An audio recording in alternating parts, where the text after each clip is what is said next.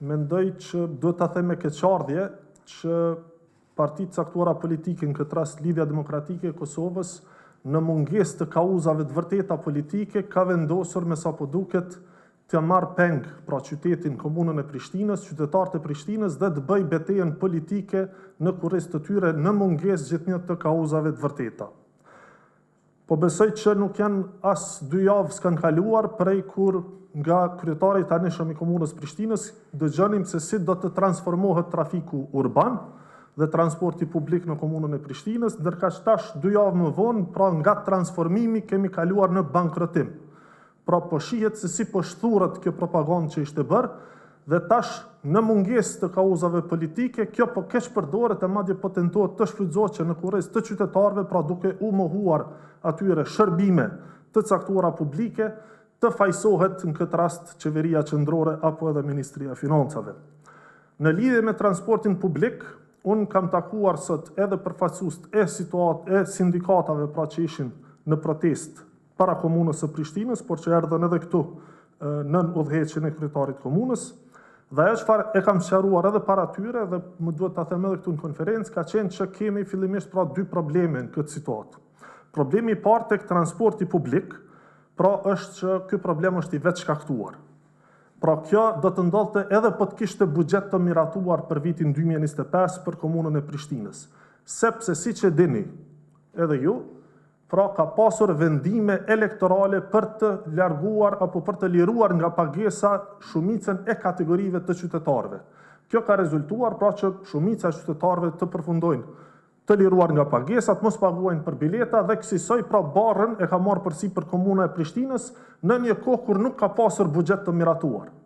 Pra kryetari i komunës së Prishtinës për shkak të vendimeve elektorale e ka fut komunën në obligime pa mbulesë. Dhe kësaj tash ka ardhur situata ku ka vështirësi që ti paguaj këto fatura të cilat nuk kanë qenë të planifikuara, por kanë qenë vendime elektorale sepse nuk janë përcjellë me buxhetin përkatës.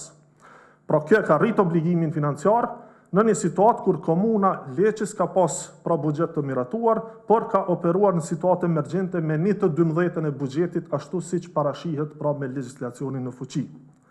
Dëshmia më e mirë për këtë që po e them është edhe fakti se përveç trafikut urban, pra për herë të parë me këtë model të keq qeverisës janë në vështirësi edhe operatorët privat, pra ofertuesit privat, kompanitë private që ofrojnë shërbimin e transportit publik, gjë që nuk ka ndodhur më herët, pra është hera parë tash. Problemi i dytë, pra sa i përket situatës, është pastaj edhe mosvotimi i buxhetit të komunës së Prishtinës në Kuvendin e Republikës së Kosovës. Siç e dini, buxheti ishte miratuar me vonesë pas të gjitha afateve ligjore dhe në mënyrë që të bëj pjesë e ligjit për ndarje buxhetore, pra që të hynë fuqi buxheti vitit 2025, duhej edhe miratimi në Kuvendin e Republikës së Kosovës, seancë të cilën pra partitë opozitare e këtu përfshihet edhe LDK-ja, e cila qeverisë me kryeqytetin, nuk erdhi fare në seancë, pra e bojkotuan këtë pikë të veçantë, sepse mundësia ishte që të votojë edhe si pikë e veçantë, pra nuk ishte ndërlidhur si pako me marrëveshjet ndërkombëtare apo me pika tjera të rendit të ditës. Pra kishin mundësinë partitë opozitare që ta votonin edhe vetëm këtë pikë, por e refuzuan. Kjo pra, ky vendim apo ky mosvotim e bëri problemin pastaj të pariparueshëm, sepse me mosvotimin e buxhetit pasoi edhe mosvotimi i qeverisë së re dhe pasoi kësaj dekretimi i presidentes për shpërndarjen e kuvendit, e cila pra gjithashtu më duhet ta theksoj edhe një herë, u dha edhe një shans partive politike. Pra të nesërmen, kur i mblodhi partitë politike për të diskutuar datën e zgjedhjeve, presidenti Vjosa Osmani u ka ofruar partive politike edhe një mundësi që para se ta shpërndajë kuvendin me dekret, të kenë mundësi që të votojnë çështje të caktuara. Pra jo domosdo buxhetin e vitit 2026 nëse partitë politike kanë pas problem me buxhetin e vitit 2026, por s'paku të votojë buxheti për 3 komunat, Prishtinë, Gjilan, Zubin, Potok, të votojë buxheti për ATK-n, si dhe të votoheshin marrëveshjet ndërkombëtare. Një gjë e tillë ishte refuzuar edhe në këtë situatë pra nga këto parti. Pra ky është problemi i dytë i cili ka sjell deri këtu situatën. Pra këtë çfarë kemi pas sot ishte, thënë shkurt, një betejë politike që LDK me Lumir Abdigjikun kanë vendosur ta bëjnë në kurriz të qytetarëve të Prishtinës. Çështja tjetër që duhet të shtrohet është pse u desh 7 muaj pra që të vinte deri te ndërprerja e procesit nëse ka 7 muaj, siç kanë deklaruar edhe operatorët e transportit publik, që janë pa pagesa. Pra pse nuk u ndërprej më herët? Kur para 1 muaji e pa ta paralajmëruar këtë situatë, pra që kishte probleme me trafikun urban, ishte trafiku urban, kompania e cila doli dhe tha që gjendjen financiare e kemi të mirë dhe stabile. Pra tha nuk është e vërtetë se kemi probleme financiare, besoj u kujtohet, edhe qytetarëve dhe juve si media. Kurse tash, pra pas përfundimit të balotazhit dhe kur u shpall data e zgjedhjeve nacionale, për një herë del që trafiku urban, i cili para ca ditësh deklarante se s'ka probleme financiare, tash del që megjithatë ka probleme financiare dhe s'po mundet me vazhdu operimin. Pra për një herë ndalet. Momenti i duhur do duhet ishte që kjo situatë të alarmohej momentin ku nuk janë paguar faturat e para së pari.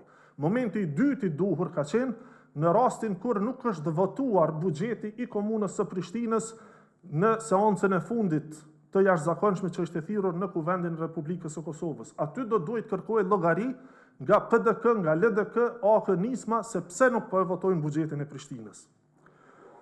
Pra, se kjo po bëhet me agjendë politike, e dëshmon edhe fakti që të premten, pra pas kërkesës që kemi pranuar nga komuna e Prishtinës, edhe këtu është ngritë edhe si çështje që pse është bërë alokimi parakohshëm të premten pasdite, kjo ka ndodhur sepse kërkesa është bërë të premten pasdite.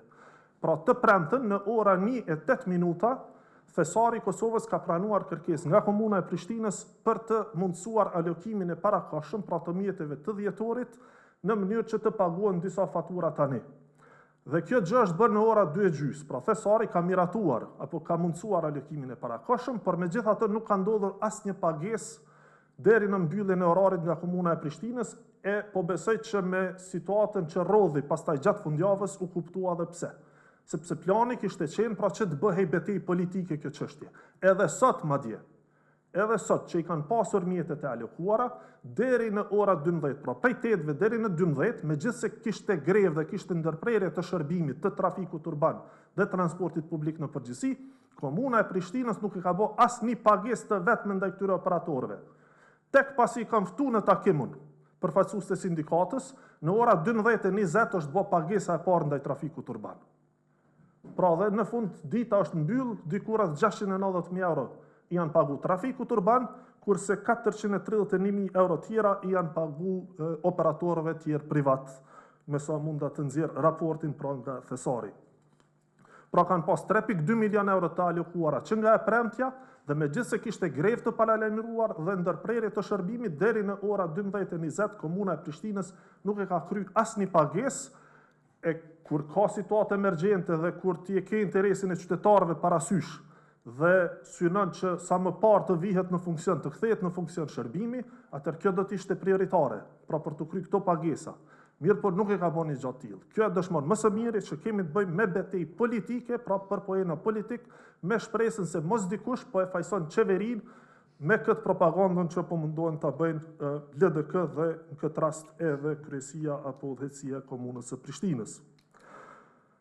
Deri këtu ka ardhur se ka shumë probleme, pra e para nuk ka buxhet të miratuar, i cili u refuzua të miratohej edhe në seancën e fundit të jashtëzakonshme, dhe e dyta, komuna e Prishtinës pra ka hyrë në obligime pambulesë, dhe përveç këtyre obligimeve që janë ndaj operatorëve të transportit publik, ka dhe obligime tjera siç është ta zënë kontrata për ndërtimin e sheshit George Bush në vlerë 18.2 milion euro, e cila nuk është e buxhetuar fare në ligjin për ndarje buxhetore, pra me kodin përkatës të cilin e kanë parapara dhe zotimin e mjeteve. Pra 18.2 milion euro pa e pasur buxhetin kanë nënshkru kontratë dhe kanë hyrë në obligime.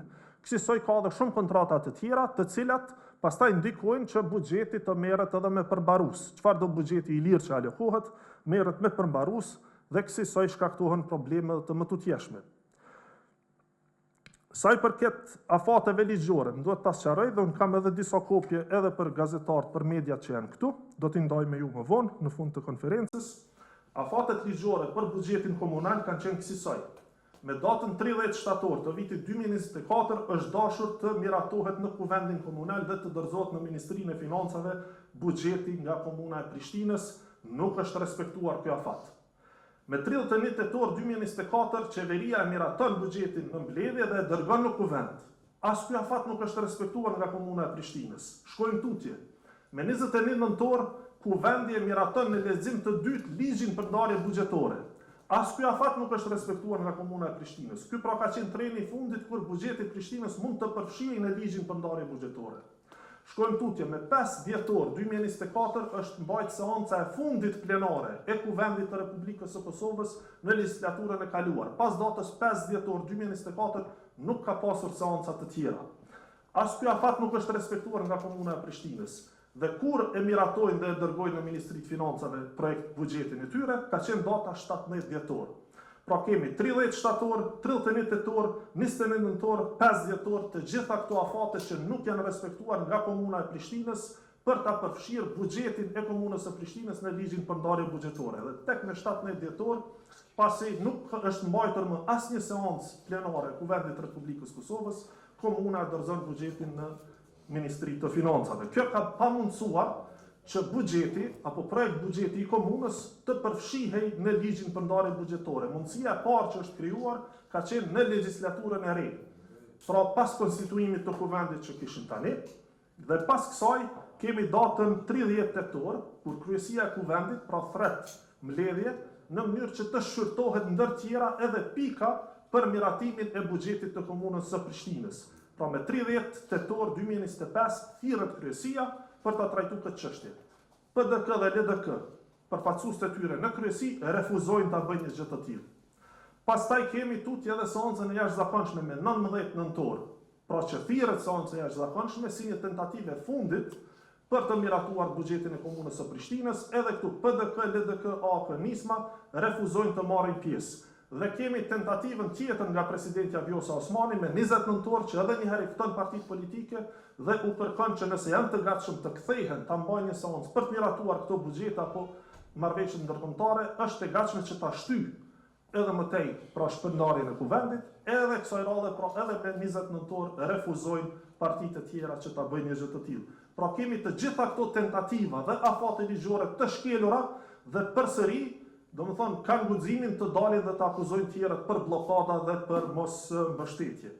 Për më tepër, pra sipas legjislacionit në fuqi për ta demantuar përfundimisht atë çfarë thuhet nga komuna e Prishtinës, deri në fund të muajit tetor si vjet, pra sipas legjislacionit në fuqi me ndarjen prej 1 të 12 e mjeteve nga buxheti i vitit paraprak, komunës së Prishtinës i janë alokuar dhe ka shpenzuar 81.85 milion euro buxhet sipas formulës 1.12 e vitit paraprak. Pra kjo ishte sa i përket çështjes së ngritur edhe sa i përket buxhetit të komunës së Prishtinës në përgjithësi, por në veçanti edhe situatës së krijuar ditëve të fundit me transportin publik. Nëse ka ndonjë pyetje.